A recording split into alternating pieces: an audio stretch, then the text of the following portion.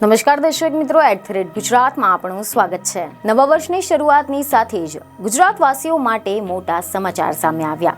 સ્થાનિક સ્વરાજ્યની ચૂંટણી પહેલા સરકારે એક નવા જિલ્લાની જાહેરાત કરી નાખી, જેના કારણે ગુજરાતમાં પાછલા ઘણા સમયથી ચાલી રહેલા ચર્ચાનો અંત આવ્યો અને આખરે રાજ્યમાં નવી 9 મહાનગરપાલિકાના નિર્માણ સહિત બનાસકાંઠા જિલ્લામાંથી વાવ થરાદ નામનો નવો જિલ્લો બનાવવાનો સરકારે નિર્ણય કર્યો છે।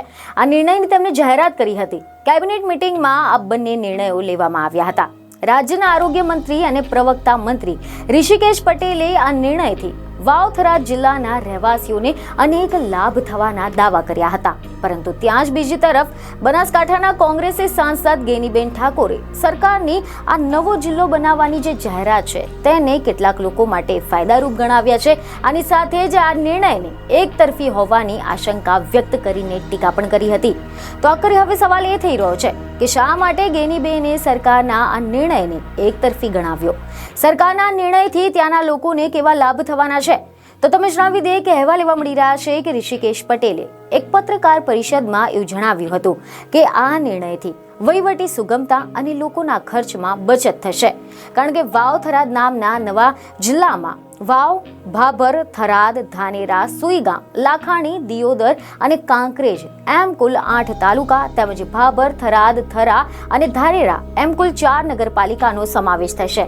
અને આના અગાઉ બનાસકાંઠા જિલ્લો વિસ્તાર અને ક્ષેત્રફળની દ્રષ્ટિએ ખૂબ જ મોટો હતો, તેમજ તેમાં 14 જેટલા તાલુકાનો સમાવેશ થતો હતો। અને હવે નવી જાહેરાત બાદથી બનાસકાંઠા જિલ્લામાં બાકીના 6 તાલુકા પાલનપુર, દાંતા, અમીરગઢ, દાંતીવાડા, વડગામ અને ડીસા રહેશે, તેમજ પાલનપુર અને ડીસા એમ 2 નગરપાલિકાનો બનાસકાંઠામાં સમાવેશ કરવામાં આવ્યો છે।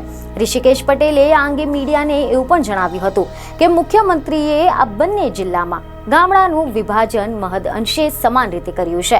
બંને જિલ્લામાં 600ની આસપાસ ગામ હશે તથા વાવ અને થરાદ જિલ્લાનો વિસ્તાર 6257 ચોરસ મીટર અને બનાસકાંઠા જિલ્લાનો વિસ્તાર 4486 ચોરસ કિલોમીટરનો રહેશે।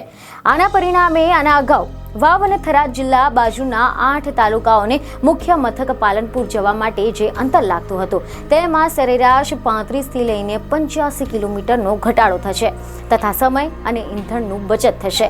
આ બે નવા જિલ્લાઓના સર્જનથી સરકાર તરફથી મળતી ગ્રાન્ટમાં વધારો થશે, જેથી બનાસકાંઠાની જનતાને માળખાકીય અને માનવ વિકાસ સુવિધામાં વધારો થશે।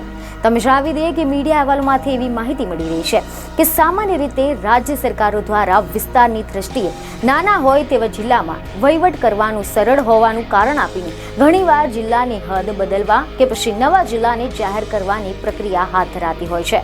જોકે ફાયદારૂપ ગણાવીને હાથ ધરાતી આ પ્રક્રિયાનો ઘણીવાર રાજકીય પક્ષો અને સ્થાનિકો દ્વારા વિરોધ પણ કરાતો હોય છે, જેમાં સાંસદ ગેનીબેન ઠાકોરે જણાવ્યું હતું કે બનાસકાંઠા જિલ્લામાં ઘણા બધા સ્થળોએ છેલ્લા ઘણા સમયથી અલગ જિલ્લાની માંગણી ઉઠી રહી હતી।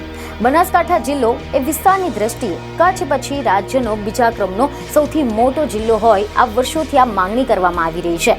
નવો જિલ્લો બનાવાયો તેનો આનંદ છે। લોકોએ જિલ્લા કક્ષાએ પોતાની વાત મૂકવા જવું હોય તો આ નિર્ણયથી ઓછું અંતર કાપવું પડશે। ભૌગોલિક દ્રષ્ટિએ વિચારીએ તો નવા જિલ્લાના નિર્માણથી 23 થી લઈને 40 કિલોમીટરમાં આવતા જેટલા તાલુકા છે તેમને સ્વાભાવિક દ્રષ્ટિએ થોડો ઘણો ફાયદો થશે, પરંતુ વિભાજન અંગેનો આવો મહત્વપૂર્ણ નિર્ણય લેવામાં ગ્રામ પંચાયતના સરપંચો, તાલુકાના આગેવાનો, ધારાસભ્યો અને ચૂંટાયેલા પદાધિકારીઓના મને જાણ છે ત્યાં સુધી કોઈ પણ અભિપ્રાય લેવામાં આવ્યા નથી। કદાચ આ વિભાજનનો નિર્ણય એકતરફી છે। કદાચ જિલ્લાના વિભાજનનો નિર્ણય બધાને વિશ્વાસમાં લઈને કરાયો હોત તો બધા જ રાજી થયા હોત। તો આ સિવાય સમાચાર એવા મળી રહ્યા છે કે કોંગ્રેસના નેતા ભરતસિંહે પણ આ નિર્ણયને ભાજપની બેધારી નીતિ ગણાવી છે। તેમણે કહ્યું કે એક તરફ તો રાજસ્થાનમાં 9 જિલ્લા રદ કરાયા છે, ત્યાં જ બીજી તરફ અહીંયા ભાજપ સરકાર વિભાજનની વાત લાવી છે। જિલ્લા મથક પાલનપુર રહેવાથી કોઈ ફરક પડતો ન હતો। બીજને એક ખબરો સાથે ફરી મળીશું। ધન્યવાદ।